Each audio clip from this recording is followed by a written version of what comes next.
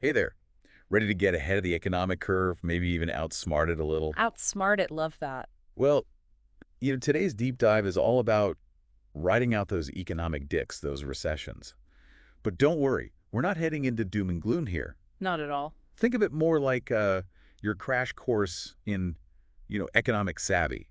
hmm We're going to prep you to not just survive, but like really thrive. That's what I like to hear. Yeah, no matter what those financial forecasts try to throw our way.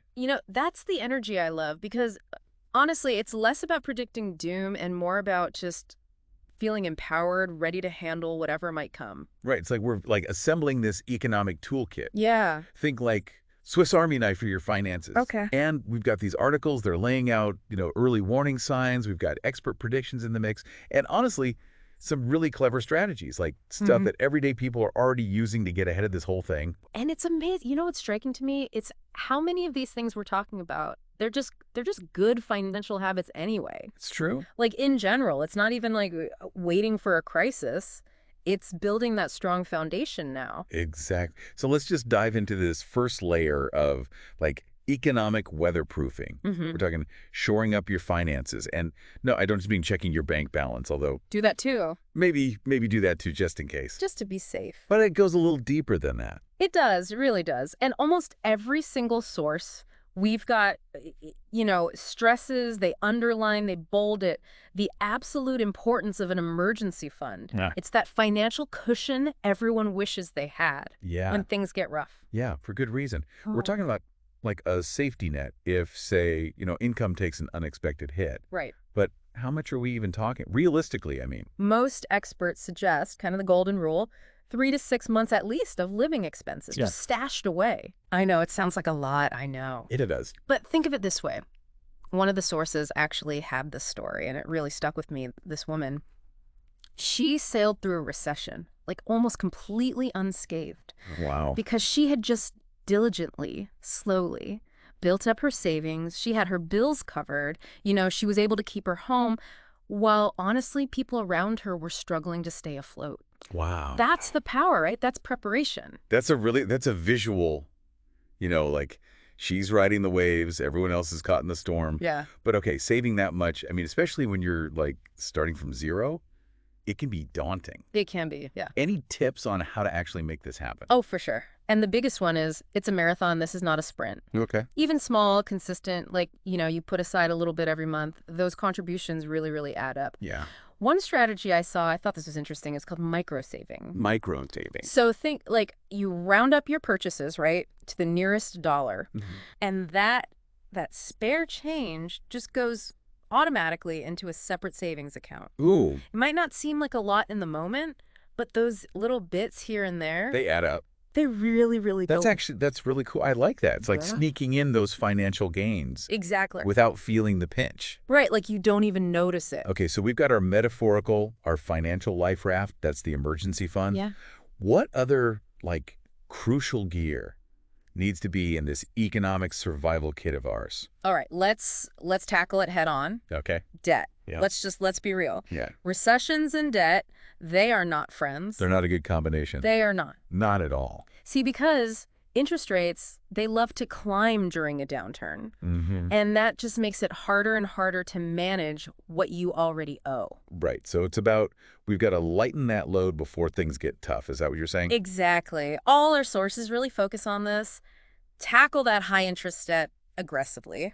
Credit cards, if you've got any personal loans lurking around. Get them out. Freeing up that cash flow now, that is what puts you in a position of strength. Right. No matter what, economic winds blow our way. It's like securing your financial foundation. Yes, Before those tremors hit, you want to be on solid ground. absolutely. Solid ground, not teetering. We don't want any Makes me teetering. teetering. No, no, no. Now, I'm sensing another key element here to building this economic resilience, right? Yeah, And this one's a little more about a mindset shift. it is. Yeah, it's huge. And it's often overlooked. Okay. Diversifying your income. Okay, break that down. Why is diversifying, especially now when things are a little rocky, why is it so important? Okay, think of it visually. You're putting all your eggs in one basket. Yeah. And then what happens if that basket, well, let's just say it falls and cracks during an economic downturn. You get where I'm going. Yikes. Yeah. Not a pretty picture. Not ideal. So we need options. We want multiple streams. We're weaving a safety net here. Right, we're weaving. But in a, contracting economy, where do these income streams even come from? How do we find them? And that's where it gets kind of interesting and creative. Okay. A lot of these sources, especially the ones focused on self-sufficiency, Yeah. they're all about exploring those side hustles, Yeah. developing in-demand skills. We're not talking about, getting rich overnight. No quick schemes. No, not at all. This is about tapping into those services, those essential things that people always need. Always. Recession or not, exactly those everyday needs. Think, home repairs, Okay. gardening, Yeah. tutoring, stuff like that. Right. It's like those are the things. Things in demand. Yeah, and they actually become more valuable when people are trying to watch their spending. Exactly, because, if you can't afford to hire someone, Right. you learn to do it yourself. Totally. Yeah. I've even seen this surge in people wanting to learn how to sew, Oh, yeah. mend their own clothes. It's like those grandma skills, they're cool again. Right. It's suddenly They're back. useful. Which, speaking of essential and useful, kind of brings us to, it might seem like a jump, but it's all connected. Food security. Food security. Okay. Yeah. I'll bite. How does this play into weathering an economic storm? Well, when things are good, we kind of take it for granted, right? There's food at the store. Right. But during a recession, any kind of disruption, supply chains go haywire, prices go up. Right. Suddenly, just putting food on the table, basic stuff, it can become a real challenge. Okay, that makes a lot of sense. So we're talking about being prepared, just in case. But what does that even look like? I mean, I'm picturing I don't know, doomsday prepper.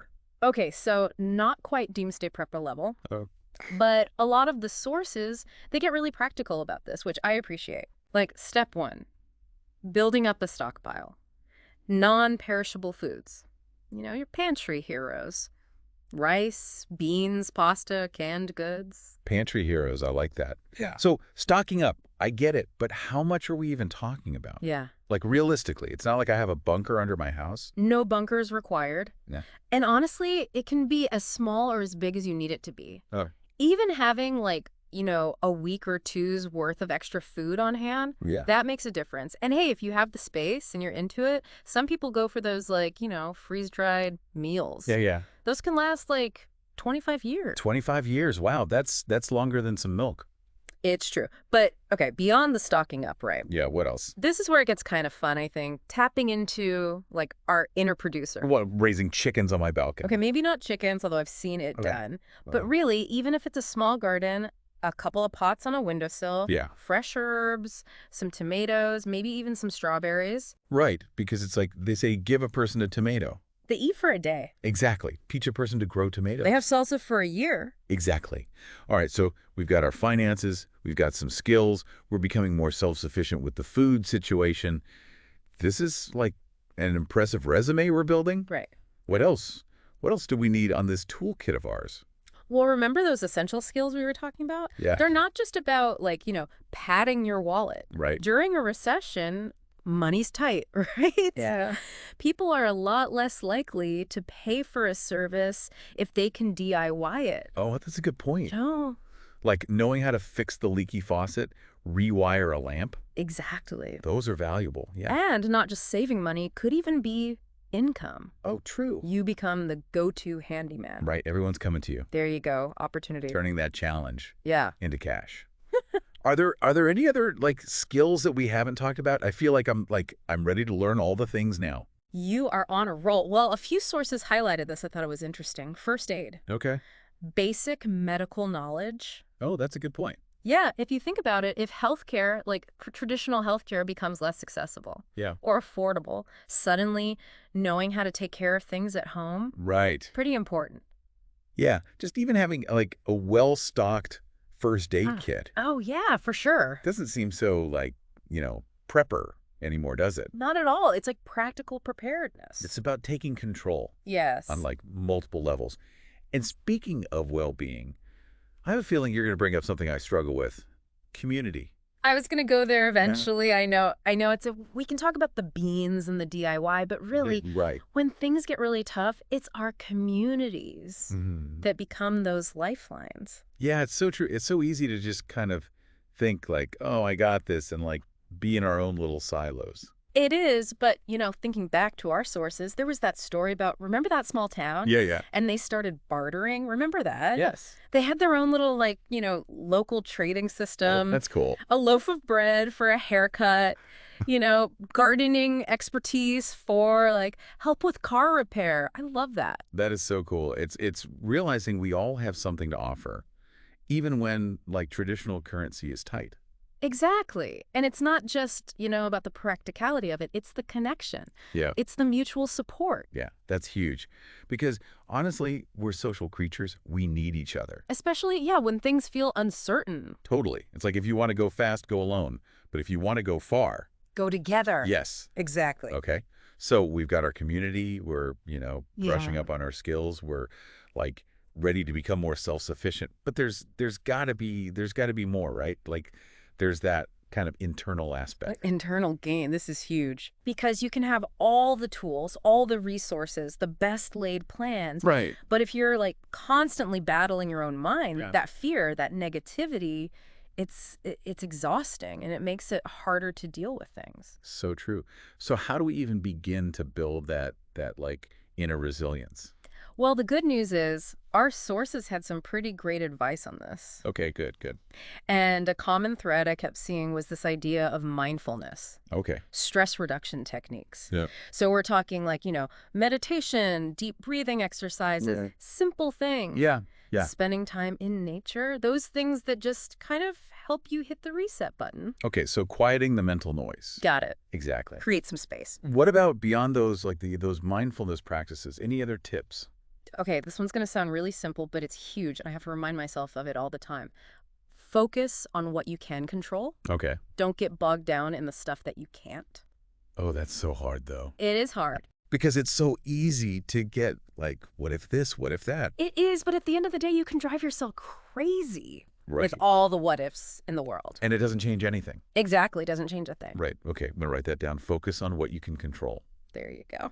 So instead of stressing about whether or not a recession is coming, which we don't know, Right. focus on, okay, what can I do to make my own, strengthen my own position? Right. Instead of getting caught up in the news, which, let's be honest, can be a bit of a black hole. It's a lot. It is. It is a lot. Yeah. Focus on, your relationships, what brings you joy, So it's about shifting that focus from, like, Yeah. fear and lack to, like, to possibility, Yeah. to abundance, Yeah. to gratitude even. And, you saying that, this whole idea of, like, shifting our perspective, Yeah. it actually reminds me of one of the sources dove into this, and I thought it was so interesting, this idea of, like, instead of viewing a downturn as purely negative, Yeah. what if we, like, flipped the script? What if we saw it as an opportunity? Ooh, I like where you're going with this. Right. Because think about it. Times of great change, they often lead to great innovation. That's a really good point. Right. When the old ways of doing things, they just don't work anymore, it forces us to come up with new solutions. Yeah. Yeah, it forces you to come up with something new. Right. So instead of just like trying to weather the storm, it's like we're looking for those little sparks of opportunity, Right. for growth, for like innovation, for doing things differently. Totally. Maybe it's that push. You've always wanted to start that side hustle, right? Right. This is the time. Or to really deepen those community connections. Yeah. Or just reconnect with the simple things that bring you joy. We can forget about those, It's so easy to get caught up in everything. It is. It's so easy to get caught up. But it's finding those like those silver linings. Yes. Those hidden opportunities that maybe like emerge when things kind of get shaken up a little bit. It's true. And speaking of shaking things up a little, one of the sources, they went into this whole concept. I had never even heard of this before, but it was fascinating. This idea of time affluence. Ooh, time affluence. Yeah. Have you heard of this? I have. It's not a term you hear every day, is it? No. But it's something so valuable, especially these days. It's like really recognizing that time, that's your most precious resource. Okay. Even more so than money. Okay, I'm hooked. Tell me more about this whole time affluence thing, because honestly, we're constantly being told, do more, be more, earn more. Right. It's like this never-ending cycle. Yes. So how do we cultivate this like sense of time being abundant when it feels like we never have enough of it? I think that's the first shift, right? It's like challenging that assumption, Okay. challenging that message that's kind of pounded into us, Right. and really redefining for yourself, what does success even mean? What does Mm. wealth mean in my own life? Not what, society tells me it should be. Right, because it's not all. It's not all about the money. No. It's about asking yourself, is this how I want to be spending my time? Like this precious finite time that we have? Yeah. And if the answer is no, guess what? Then what? Time to make some changes. Yes. I love that. Okay, so less about, just working more to earn more, to buy more stuff that we don't even really need. Yes, It's about taking back control of our calendars, absolutely. our energy. Your energy, that's a good one. It's like ultimately our lives. Yes. It's about like you're taking back the reins, you're deciding. But how? How do we do this, practically speaking? Well, a good place to start, what are those like time wasters? You know what I'm talking about? Oh, yeah. That mindless scrolling, Yeah. the binge watching shows that you're not even really enjoying. Oh, I've done that. It's like reclaim that time. Okay, yeah. Do something that actually feeds you. Okay, so we're trading those empty calories of like, Distraction. yes. Yeah. Distraction and like meaningless stuff for a more nourishing diet Mhm. of like experiences and things that actually like matter to us. 100%. And it's not about being perfect. It's just those little shifts, Okay. those little choices like, is this how I want to spend the next hour? Okay. And if not, what else could I be doing? Okay, so we're being mindful of those time wasters. Yeah. What else? Any other like strategies for this whole time affluence thing? Well, simplifying, right? Yeah. And I don't mean like everyone become a minimalist tomorrow, Right. but decluttering your home, Okay. your schedule, even your mind. So it's about creating space. Yes. Physically, mentally, emotionally, 100%. for what really matters. Letting go of that need to like keep up with everyone else. Oh, the comparison game. The worst. The worst. It's like a never ending. It is. You'll never win. You can't win. So stop playing. Okay, that's a good point. Stop playing the comparison game. Just opt out. Opt out and embrace like a less is more kind of approach. Less stuff, more time. More freedom. More freedom, exactly. I love that. Okay, so we're aligning that external environment Yes. with like that internal desire for a more like spacious and fulfilling life. I love that. And, you're talking about a fulfilling life, especially when like things are a little uncertain, economically. Yeah. It reminds me of that wisdom about like finding joy in the simple things. Oh, absolutely. Those simple pleasures, honestly, a walk in nature, a good book, Yeah. a meal shared with friends. Yes. Those are the things that, honestly, research has shown. People who prioritize those things, they're happier. Really? They're more resilient. It's about, like, cultivating that contentment, gratitude for what you have. Instead of always chasing after more. Exactly. Being thankful for what's already here. And speaking of gratitude, Okay. it's funny because I was going to say that's another thing that kept popping up in these sources. Yes. This whole, like, the power of gratitude. It's huge. Right. Because it literally, and I mean this literally, it changes your brain. Okay. It shifts your brain into a more positive, more resilient state. Yeah. Like, that's powerful. So even when things feel a little, uncertain or even like a little bit scary, Yeah. Yeah. taking that time to like appreciate what we do have Mhm. actually makes us more capable. 100%. It's Yeah. like building up those reserves. Reserves of strength, of positivity. So we're not just relying on like, our bank account to give us those good feelings. Exactly. It's like an internal well. I like that. Yeah. Okay, so we've got our inner gratitude well. That's full, hopefully, Full to the brim. full to the brim. But speaking of like, inner strength, one Mhm. final thing I wanted to touch on, because this was a big theme throughout all these sources, this whole idea of like adaptability. Oh, yes. Adaptability. That is the name of the game, isn't it? It's huge. It's not just about weathering the storms. It's about like learning to dance in the rain. I love that. But how do we get better at that? Because it's like some people, they just roll with the punches. I envy those people. Right. Some people, it seems to come naturally. Right. But the good news is it's a skill. Okay, good. You can cultivate it. Like a muscle, you can strengthen. Okay, I like that. Yeah. So how do we exercise that muscle? Well, anytime you do something new, step outside your comfort zone. Okay. Try a different way of thinking or doing something. Okay, so it's about like saying yes to new opportunities, even if they feel A little scary, a little uncertain. Exactly, because each time you do that, you're building that capacity Yeah. to handle whatever comes your way. So we're kind of like, we're drawing this like bigger, bolder map of ourselves. Yes, I love that analogy. Right. And it's a map that's like full of possibility. Yes, not limited by fear. Yes. Oh, I love that. And, I think as we like kind of come to the end of our little deep dive here, For a little journey. our journey through these sources we've covered, like everything from like actual financial strategies Yeah, to like this like inner resilience work, the inner game. the inner game. And it's clear that like being prepared for anything, it's not just about like having a stockpile of stuff. It's not just about the beans. It's not just about the beans, although Although, they're helpful. the beans are good. The beans are good to have. They are. But it's more about cultivating a mindset. It's like a way of being. Yeah, how you move through the world. Yeah. And I think that's what we're really getting at, is how can we move through the world with more like Confidence. confidence, Resilience. resilience, yeah. Resourcefulness. It's like knowing that you got this yeah. no matter what. And that even if things get a little bumpy, Yeah, we can handle it. we can handle it. And you know what? We can thrive. Yes. And you know what else? We don't have to do it alone. Absolutely not. That's what community is for. Reach out, connect with your people. Share those skills, share those resources. And on that note, we want to hear from you. Yes, we love hearing from you. What resonated with you during this deep dive? What are you maybe feeling inspired to explore a little bit more?